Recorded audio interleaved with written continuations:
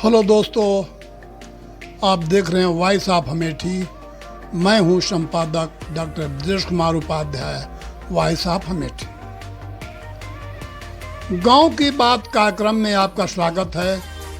आज हम आपको पितृपक्ष से लेकर नवरात्र तक की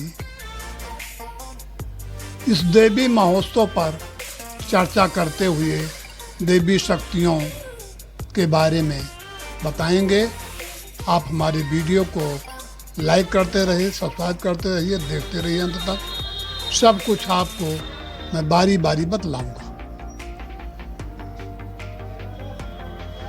नवरात्र में देवी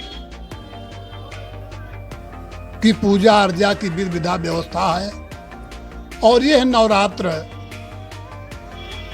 आश्विन मास के शुक्ल पक्ष में मनाया जाता है। इसके आगम की शुरुआत तो पितृपक्ष से हो जाती है। पितृपक्ष कुआर मास के प्रथम पक्ष यानी आश्विन मास का प्रथम पक्ष कृष्ण पक्ष में शुरू होता है और जिसका समापन अमावस्या को हो जाता है। इस अवधि में पितृ के लिए पितृकर्म किए जाते हैं। उनकी संतृप्ति के लिए, उनकी शांति के लिए जल दिया जाता है, पूजन अर्चन किया जाता है। मातृ नवमी को माता के नाम पर और अमावस्या के दिन सभी पितरों के नाम पर कन्या भोज या ब्राह्मणों का भोग कराया जाता है, जिससे हमारे पितरों की आत्मा को शांति मिले। और उसके तुरंत बाद माँ भगवती का आगमन होता है। जैसा कि आपने सुना होगा कि यह लगभग 3-4 महीने का होता है, जिसमें हम 3-4 महीने पूरा ये निभाते हैं। तो जैसा आप जानते होंगे कि ये श्रावण मास शंकर जी का आगमन होता है, भादों में गणेश जी का अवतरण होता है और क्वार महीने में माँ भगवती का सभी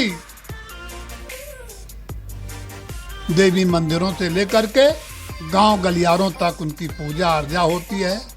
और स्थापना के दिन से ही देवी प्रतिमाओं की स्थापना संपूर्ण क्षेत्र में, हिंदुस्तान, उत्तर प्रदेश के सभी गली कूचों में हो जाता है और सारा का सारा ये वातावरण देवीमय हो जाता है। इसमें 9 दुर्गाओं की पूजा की विधि विधा है।